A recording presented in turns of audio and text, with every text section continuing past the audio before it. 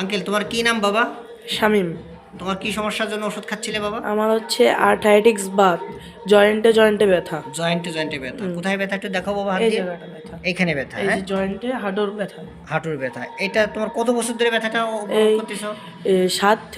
7 বছর থেকে শুরু হয়েছে আমার। যখন তোমার বয়স 7 বছর থেকে তখন তোমার এই সমস্যার সৃষ্টি হয়েছে। হ্যাঁ। এখন তোমার বয়স কত বাবা? 15।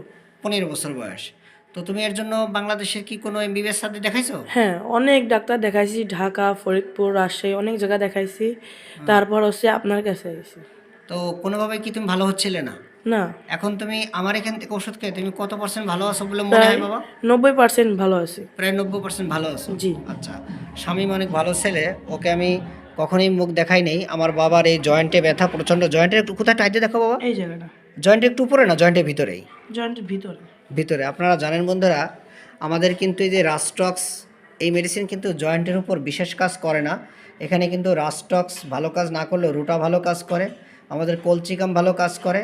পর্যায়ক্রমে ওষুধগুলো আমি ওকে দিয়েছি, কিন্তু এখন আমার বাবুর জন্য চলতেছে এই রাস্টক্স 50 এম। আমি ওকে গত 1.5 মাস আগে দিয়েছিলাম রাস্টক্স 10 এম, একটা ডোজ দিয়েছিলাম খাওয়াইয়ে। আজকে আবার এই রাস্টক্স 50 এম একটা ডোজ, ওকে আজকে 13ই জানুয়ারি 2026 একটা ডোজ খাওয়াই দিছে আর পিটিআরএস দিছে। বাবা এই ওষুধটা কীভাবে খাও বলো তো বাবা তুমি? আহ, ঘুমানোর আগে রাত্রিবেলা হাফ মুটকি একটু পানির সাথে মিশায় তারপরে খাই। এটা এই যে পিটিআরএসটা নাকি? জি। আর এটা তো আমি তোমাকে কেবল 1 ফোঁটা ওষুধ খাওয়াই দিছি, তাই তো? জি, জি। এভাবেই তো দিছি। জি। আমি তো তোমার এই 1 বোতলে ওষুধ দেই নাকি 10 বোতল ওষুধ দেই? এই এক বোতলই। আচ্ছা, এর সাথে কোনো বড় বড় বড় ভিটামিন, বড়ি করি, বিভিন্ন বড় বড় ভিটামিন সিরাপ বা ক্রিম, ব্যথার ক্রিম, এগুলো কিছু দিছি না? এই একটাই ওষুধ দিছি। না, একটাই তো বাবা? একটাই। ঠিক আছে বাবা, তুমি ভিডিওতে সাহায্য এবং সহযোগিতা করার জন্য অসংখ্য ধন্যবাদ। ও অনেক লাজুক টাইপের, এবং রাস্টক্সের রুগীরা এই স্টাইলে বসতে পছন্দ করে। ওকে আমি দেখালাম না, এই স্টাইলে প্রায় বসে, এবং পাও কিন্তু নাচাইতে পছন্দ করে। পাও দুলাইতে পছন্দ করো তো এইভাবে? জি। পাওটা দুলাইলে ভালো লাগে। তোমার ব্যথাটা বাড়ে বিশেষ করে কখন বলছো? বৃষ্টির সময় নাকি বলছো? বৃষ্টির সময় বৃষ্টিতে নামলে বেলা। বৃষ্টিতে নামলে এই সমস্যা প্রচুর বাড়তো, উঠতে জি। পারতে না, বিছানা থেকে হাঁটাচলা করতে পারতে না, খুব কষ্ট হতো। হ্যাঁ। এখন তুমি তাহলে কত পার্সেন্ট ভালো আছো বললে? প্রায় 90% ভালো প্রায় আছে। 90% ভালো আছো। সুন্দর। তো বন্ধুরা, এই রাস্টক্স অন মানে একটা ফোঁটা ওকে আমি খাওয়াই দিলাম, এবং পিটিআরএসটা দিয়েছি পর্যায়ক্রমে। এর আগে অন্য ওষুধ দিয়েছি ওকে। তো এখন শুনলেন যে ও বাংলাদেশের অনেক এমবিবিএস স্যার এবং বিভিন্ন ডাক্তারদের দেখিয়েছেন, কোনো ফল পাচ্ছিলেন না। আর একটাই কথা, আসলে সব রোগ তো সবার কাছে ভালো হয় না। কার কাছে যে কে শেফা পাবে একমাত্র আল্লাহ ছাড়া কেউ বলার কায়দা নেই। তো ঠিক আছে, আমি আমার বাবুকে এই রাস্টক্স 50 এম কেন দিলাম আপনারা একটু দেখে নেবেন।